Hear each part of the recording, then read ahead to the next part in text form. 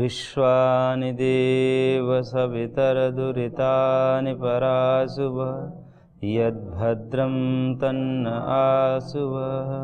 ॐ सहना भवतु सहनौ भुनक्तु सह वीर्यं करवावहै तेजस्विनावधीतमस्तु मा विद्विषावहै।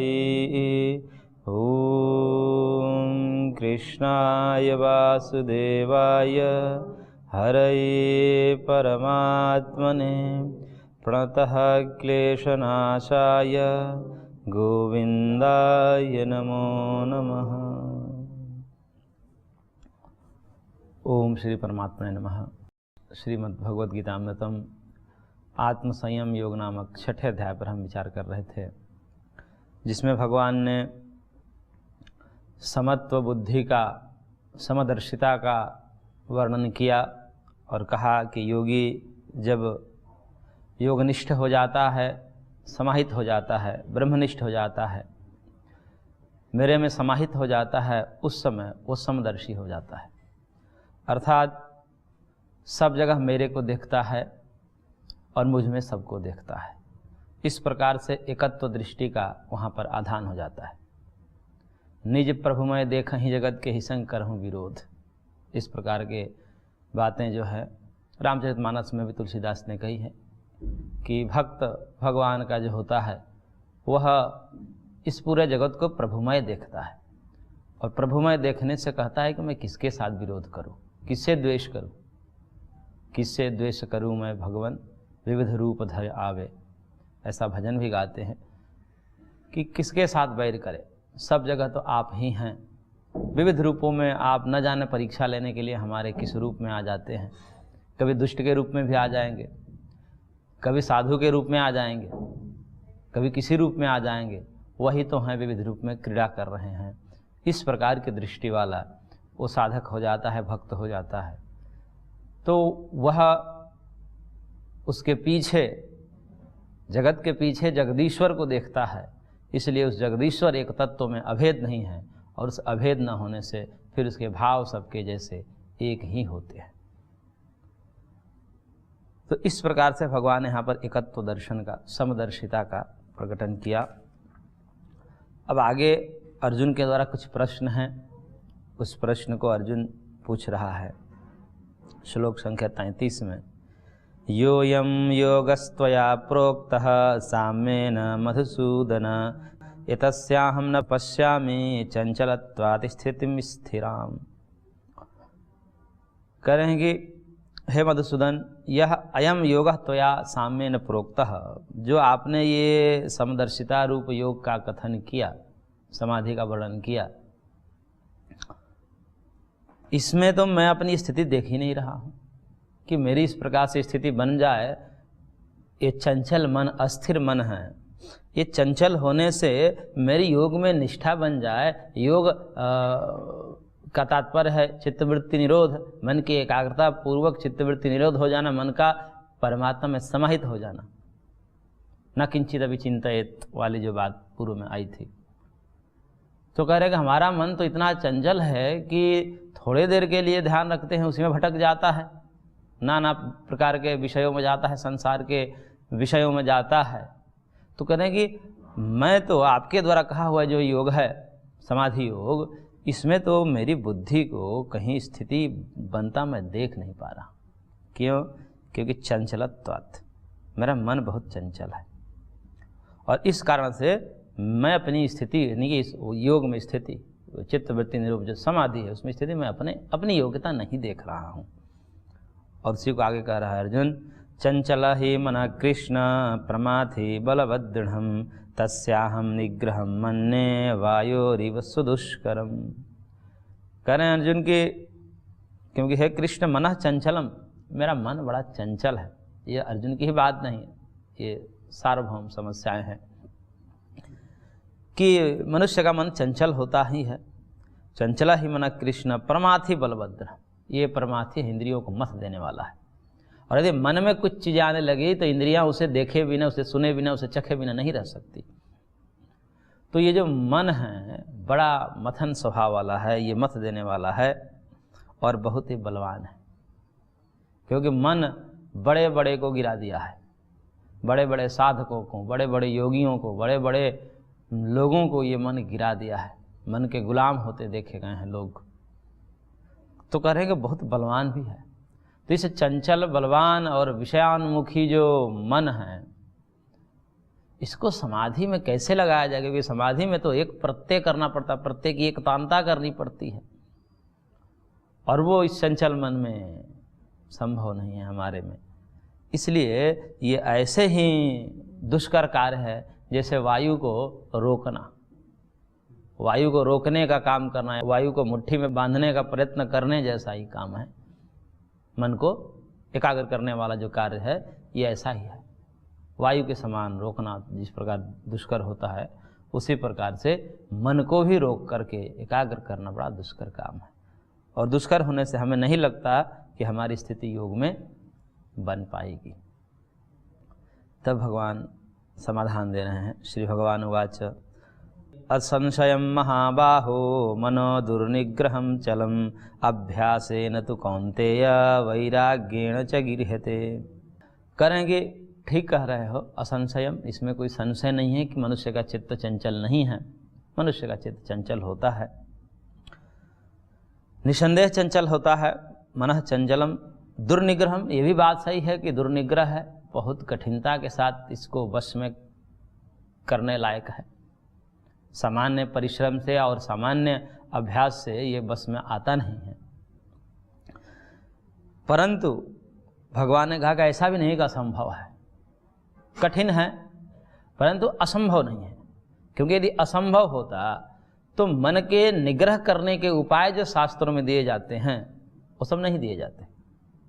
महर्षि पतंजलि ने स्वयं कितने उपाय बताए हैं मन को निग्रह करने का। प्रच्छदन विधारणाभ्याम व प्रणस्य विषयवती व प्रवृत्तिरुत्पन्ना मनसा स्थिति निबंधनी विशोका व ज्योतिष्मते वीतराग विषयम व चित्तम स्वप्न निद्रा ज्ञानालंबनम व यथाभिमध्यानाद व।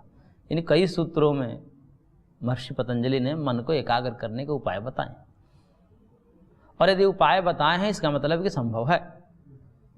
इसलिए महर्षि कपिल कहते हैं कि नाशक्योपदेश विधिरुपदिष्टप्यनुपदेश, कि असंभव का शास्त्र कभी उपदेश नहीं कर सकता।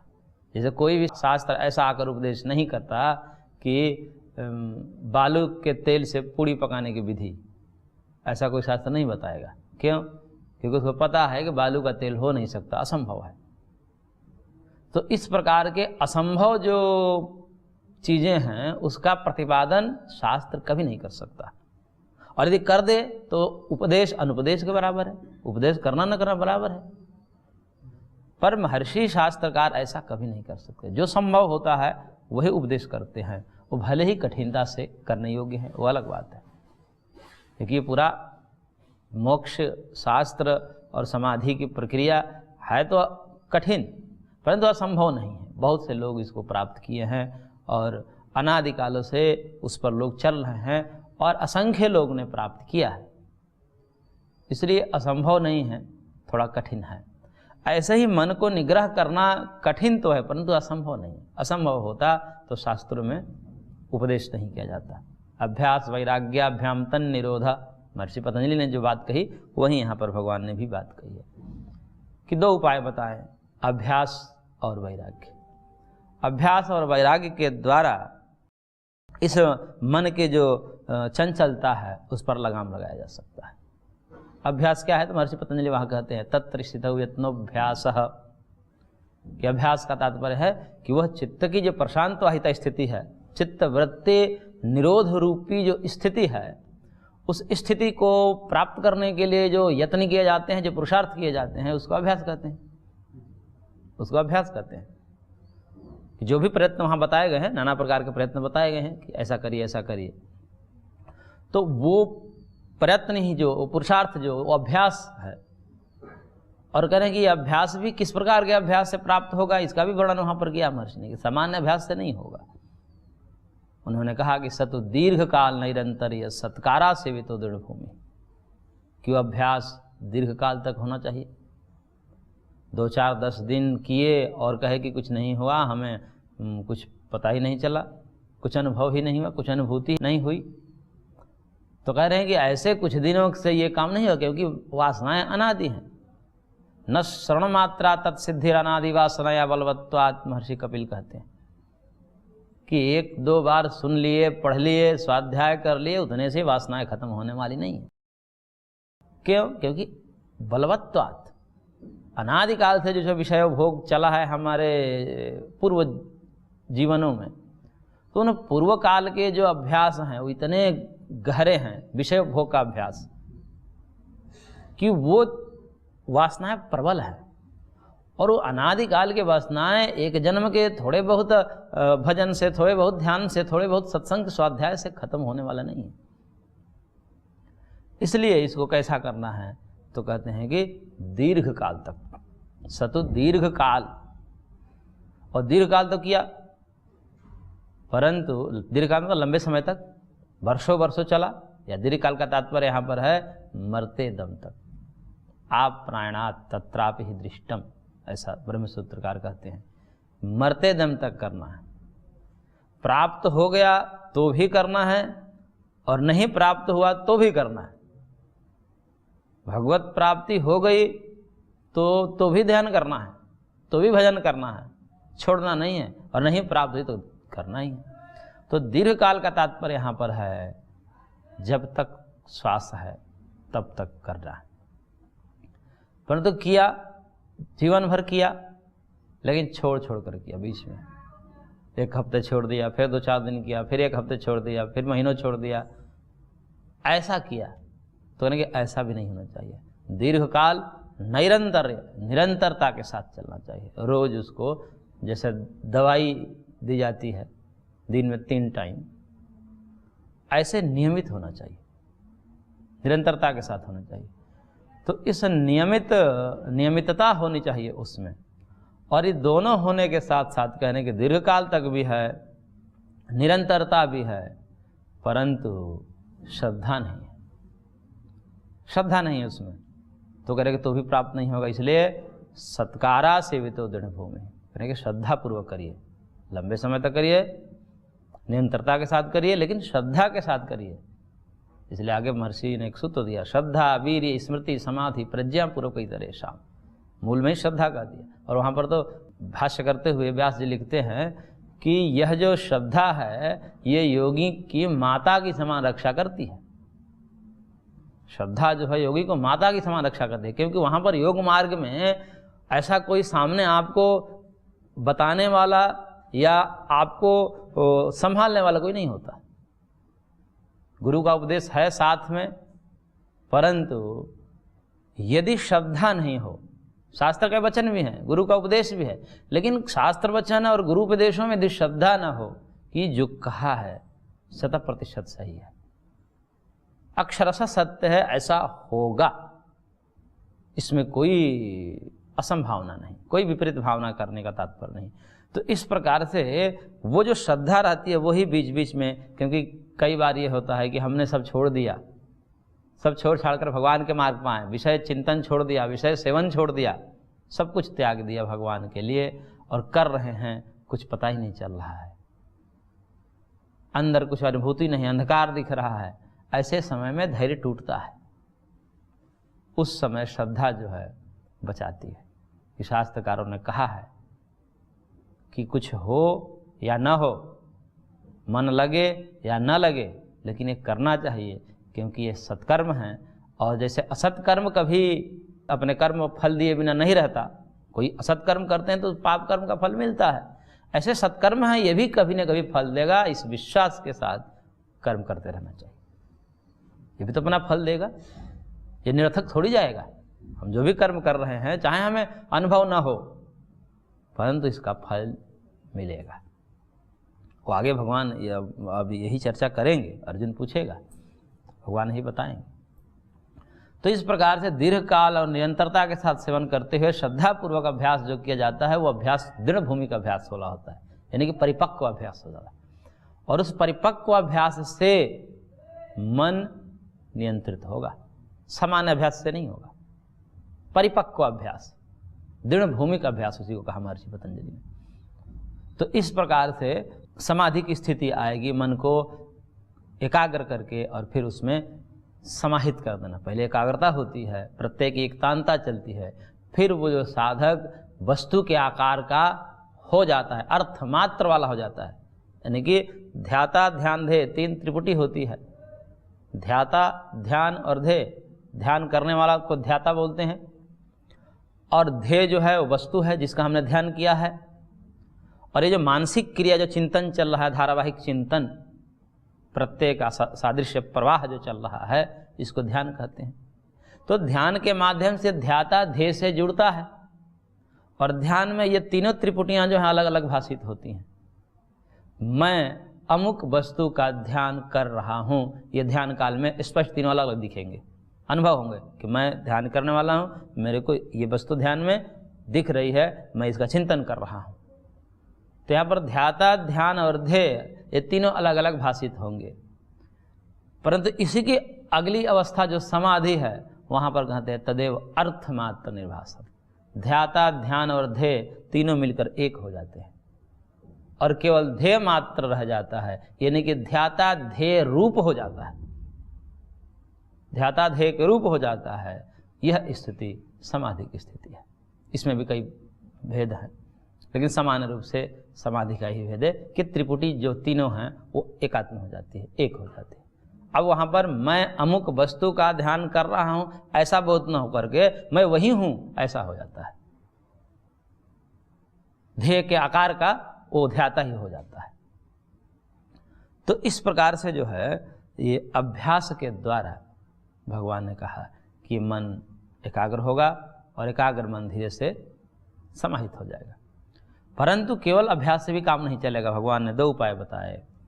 वैराग्य भी होना चाहिए, और वैराग्य भी 5 प्रकार का होता है। मुख्य रूप से तो 2 प्रकार का वैराग्य होता है, पर वैराग्य और अपर वैराग्य। महर्षि पतंजलि ने कहा है, पर वैराग्य और अपर वैराग्य को कहा है। और अपर वैराग्य को कहते हुए महर्षि ने कहा है वहाँ पर कि दृष्टानुश्रविक विषय वितृष्णस्य वशीकार संज्ञा वैराग्यम। दृष्ट और अनुश्रविक विषयों में चित्त का वितृष्ण हो जाना, यानी कि राग रहित हो जाना, भोग की लालसा मिट जाना, उसे वशीकार संज्ञा नामक वैराग्य कहते हैं। दृष्ट विषय क्या है? जैसे लौकिक विषय हैं, जो लौकिक इस जगत में हम देख रहे हैं, रूप रस गंध शब्द स्पर्श, इनको पाने की, इनसे सुख लेने की जो एक आकांक्षा है, लालसा है, ये भी मन से निकल जाना। दृष्ट जगत के जो विषय हैं उनसे ही चित्त का आकर्षण खत्म हो जाना। और केवल दृष्ट विषय ही नहीं, अनुश्रविक विषय, अनुश्रव वेद को बोलते हैं।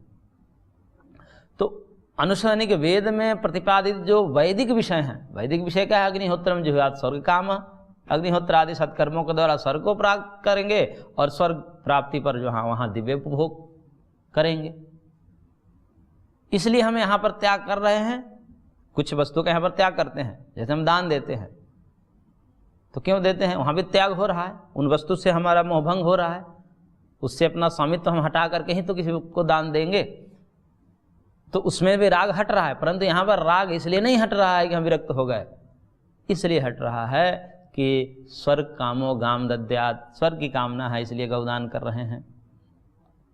तो यहाँ पर गौ से वैराग्य हो गया ऐसा नहीं है, यानी कि विषयों से वैराग्य हो गया ऐसा नहीं है। आगे और प्राप्त करने की कामना, इससे अधिक स्वर्ग आदि लोकों में भोग प्राप्त करने की आकांक्षा से यहाँ पर त्याग कर रहे हैं। तो करके ऐसा भी नहीं होना चाहिए कि यहाँ से विरक्त होकर के, यहाँ से कुछ का त्याग करके और वहाँ इससे अधिक मिले,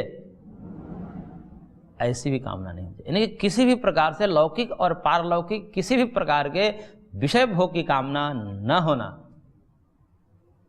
यह जो है उत्कृष्ट वैराग्य, अपर वैराग्य में सबसे ऊंचा वैराग्य, वशीकार संज्ञा वैराग्य महर्षि ने कहा है।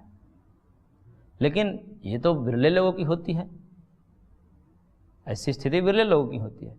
परंतु प्रारंभ कहाँ से होता है वैराग्य का? तो कहते हैं कि प्रारंभ होता है वैराग्य का यतमान संज्ञा वैराग्य, व्यतिरेक संज्ञा वैराग्य, उसके बाद एकेंद्रिय संज्ञा वैराग्य, फिर उसके बाद वशीकार संज्ञा वैराग्य। तो ये 4 भेद हैं अपर वैराग्य के। ये भी अपर वैराग्य का मतलब ये भी थोड़ा निकृष्ट ही है। और एक होता है पर वैराग्य, वो इससे भी ऊंची स्थिति है। तो प्रारंभ से हम देखें तो यतमान संज्ञा वैराग्य में ये होता है कि हम अपने पांचों इंद्रियों को देखते हैं कि हमारे आंखें अभी रूप में सुख लेने का प्रयत्न करती है, कान शब्द से सुख लेने का प्रयत्न करता है, त्वचा जो है स्पर्श सुख लेने का प्रयत्न करता है। सारे हम देखते हैं कि सारी इंद्रियां हमारे विषयों में सुख लेने के लिए लालायित हैं और मन भी कर रहा है। तो अभी हमारी स्थिति है कि पांचों ज्ञान इंद्रियों से पांचों विषयों में हमारा राग है, रूप रस गंध शब्द स्पर्श पांचों विषयों में राग है। अब हमको ज्ञान हो गया कि भोग करने से राग बढ़ेगा, और जितना ही राग बढ़ेगा उतना ही हमारे जो है वासनाएं बढ़ेगी और उतने ही हम बंधन में जाएंगे। तो फिर हम क्या करेंगे, इसे हटाएंगे, अपने आप को रोकेंगे, प्रयत्न करेंगे कि हम कम करें। प्रयत्न पूर्वक संकल्प पूर्वक हम विषय उपभोग को कम करते जाते हैं। परंतु वो भी कैसे होगा, उसके पीछे भी कारण बताया कि जो वैराग्य है, यतमान संज्ञा वैराग्य भी जो हम त्याग कर रहे हैं धीरे धीरे, वह भी होगा विषयों में दोष दर्शन से। विषय में जब दोष दर्शन नहीं करते तब तक वैराग्य नहीं होता। दो प्रकार की संज्ञाएं दी जाती है शास्त्र में, एक तो हे संज्ञा होती है, एक उपादेय संज्ञा होती है। कुछ वस्तुओं को ऐसे बढ़ा चढ़ा करके वर्णन कर देना जिसे राग उत्पन्न होता है, उसे कहते हैं कि उपादेय संज्ञा हो गई। उसको ऐसा नाम दे दिया तो नाम दे देने से आकर्षण पैदा हो गया। और एक होता है कि हे संज्ञा करना, किसी शरीर से राग हटाना होता है तो क्या कहते हैं, ये मलमूत्र का भांड है, कचरा है। इस प्रकार से शरीर से जो आकर्षण हटाना होता है तो उसके यथार्थ स्वरूप को खोलकर बता देते हैं। नहीं तो यदि उसमें राग पैदा करना होगा, शरीर में किसी को राग पैदा करना होगा, तो उसको ऐसा कहेंगे कि इसके अंग प्रत्यंग को इस प्रकार से वर्णन करेंगे कि मानो स्वर्ण के समान इनके गात्र हैं, कमल नयन हैं, इनके फलाने हैं, ठिकाने हैं। इस प्रकार से जो है वर्णन करेंगे तो जो आकर्षण हो जाता है, राग बढ़ जाता है। तो ये वर्णन भी बड़े मार्मिक होते, इसलिए कहते हैं कि साधक को किस प्रकार के ग्रंथ पढ़ने चाहिए। जहाँ पर वैराग्य वाले ग्रंथ हों, वैराग्य का उपदेश किया गया है, वही ग्रंथ पढ़ने चाहिए, नहीं तो सारे ग्रंथ फिर आकर्षण होता है। तो दोष दर्शन देखने से, विषयों में दोष दर्शन देखने से वैराग्य होता है, और विषयों में गुण दर्शन देखने से राग होता है। तो जब हमने दोष देखा और दोष देख करके विषयों से हटने का, अपने इंद्रियों का हटाने का प्रयत्न कर रहे हैं, ये जो प्रयत्न अब चल पड़ा, हमने पढ़ा और पढ़ करके भाई हमें भोग करने से बहुत कर लिया हमने, जन्म जन्मांतर तो यही करते आ रहे हैं, और वही करने के कारण तो आज गति ये हो रही है कि हम बंधन में पड़े हैं, दुखों में फंसे हुए हैं, देह बंधन में पड़े हैं। तो इस प्रकार से उस ज्ञान पूरा अब यत्न करने लगा, प्रयत्न पूर्वक छोड़ने लगा। इसको कहते हैं यतमान संज्ञा वैराग्य। करते करते करते एक समय ऐसी स्थिति आई कि कुछ विषयों में तो जो है वो विरक्त हो गया है, अपने को देखता है कि मेरे को अब रूप में राग नहीं है, मेरे को अब गंध में कोई राग नहीं है, अब मेरे को रूप गंध आदि प्रभावित नहीं करते, पर अभी मेरे को रस प्रभावित करता है, अभी मेरे को स्पर्श प्रभावित करता है, अभी कामना है, रस की कामना है, स्पर्श की कामना है। तो ये स्थिति कहते हैं व्यतिरेक संज्ञा वैराग्य। यहाँ पर कुछ विषयों में तो विरक्त हो जाता है, इंद्रियों पर नियंत्रण कर लेता है, परंतु कुछ इंद्रियां अभी भी विषय उन्मुख रहती हैं। तो इसको कहते हैं व्यतिरेक संज्ञा वैराग्य। इसका भी अभ्यास करते करते करते करते अब इंद्रियों को तो रोक लिया। व्यतिरेक संज्ञा वैराग्य में कुछ को नहीं रोक पा रहा है, कुछ को रोक ले रहा है, कुछ इंद्रियों को विषयों पे जाने से रोक ले रहा है, लेकिन कुछ इंद्रियां अभी भी फिसल जा रही है। अभी भी कोई ऐसा रस, अनुकूल रस देखता है तो झपट पड़ता है, उसको खा लेता है। पर ऐसा करते करते अब इससे भी ऊंची स्थिति है कि अब उसकी इंद्रियां फिसल नहीं रही, वो अपने को रोक ले रहा है, पांचों इंद्रियों को जो है रोक ले रहा है विषयों से, और लंबे समय तक रोक लिया है, उन विषयों की तरफ जाने नहीं दिया है। परंतु अभी भी मन में उसके संकल्प आते हैं, मन में जो है विषय भोग की लालसा अभी भी बनी हुई है, क्योंकि यहाँ पर प्रयत्न चल रहा है, जबरदस्ती रोक रहे हैं, इंद्रियों पर निग्रह करने का प्रयास किया जा रहा है, लेकिन अभी भी उस साधक को मन में कभी कभी आता है, विषय चिंतन होता है। तो कह रहे हैं कि एकमात्र पांचों ज्ञान इंद्रियों को अपने विषय से तो रोक लिया, परंतु एक इंद्रिया भी रह गई है, मन। मन में अभी विषय भोग की लालसा है, तो कहते हैं कि इसको एकेंद्रिय संज्ञा वैराग्य कहते हैं। और फिर अब मन पर काम करता है, मन को काबू में करता है और उसको भजन के द्वारा, जप के द्वारा इत्यादि करके, प्रतिपक्ष भावना करके, क्योंकि मन में जब विपरीत भावना आते हैं तो महर्षि वहाँ बहुत प्रकार के उपाय बताए, क्योंकि साधक को किस प्रकार से अपने मन को नियंत्रित करना है योग मार्ग में, नहीं तो एक बार गिरने के बाद तो फिर तो उठना मुश्किल हो जाता है। तो मन में आते हैं भाव, आएंगे, अब उस भाव को कैसे रोकना है। कभी प्रतिपक्ष भावना आ गया, कभी वैराग्य का उद्रेक आया, साधु बन गया, परंतु मन में संस्कार का न जाने कैसा संस्कार हो, तो कहते हैं महर्षि तच्छिद्रेषु प्रत्यांतराणि संस्कारेभ्य, कि ऊंची स्थिति में भी जाने के बाद सांसारिक बातें आती हैं साधक के मन में, ऊंची स्थिति की बात है, तो सामान्य स्थिति को तो छोड़ ही दीजिए। उस समय मान लीजिए कि मन में आने लगे विषय वासना, विषय भोग की लालसा, तब क्या करे, तो वहाँ उपाय भी बताएगा कि वितर्क बाधने प्रतिपक्ष भावनम। वितर्क जब बाधित, वितर्क मतलब हिंसादि जब को वितर्क कहते हैं, मन में ऐसा आया कि इनको मैं कुछ बोल दूँ, कुछ मार दूँ, मेरे अनुकूल नहीं बोल रहे हैं, गाली दे रहे हैं हमको, तो इस प्रकार से अहिंसा आदि के विपरीत जो हिंसा है, झूठ है, चोरी है, अब्रह्मचर्य है, परिग्रह है, ये सब जो भावना उठने लगे मन में करने की, तब महर्षि कहते हैं कि प्रतिपक्ष भावना करिए।